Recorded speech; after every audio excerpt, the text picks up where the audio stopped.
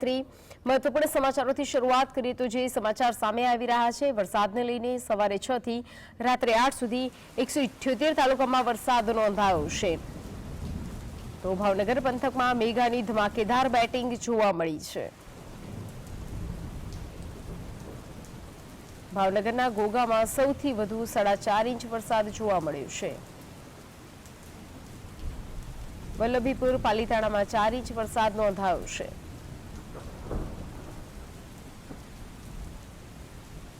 ભાવનગર શહેરમાં 14 કલાકમાં 3.5 ઇંચ વરસાદ ખાબક્યો। મેઘાની ધમાકેદાર બેટિંગ ભાવનગરમાં જોવા મળી। શિહોરમાં સરેરાશ 3.5 ઇંચ વરસાદ નોંધાયો તો ભાવનગરના શહેરના તમામ વિસ્તારોમાં ધોધમાર વરસાદ। ગીર સોમનાથના ઉનામાં 14 કલાકમાં 3 ઇંચ વરસાદ જોવા મળ્યો। કોડીનાર ગીર ગઢડામાં સરેરાશ 2.5 ઇંચ વરસાદ નોંધાયો છે। ગીર સોમનાથના સૂત્રાપાડામાં પણ 2.5 ઇંચ વરસાદ નોંધાયો।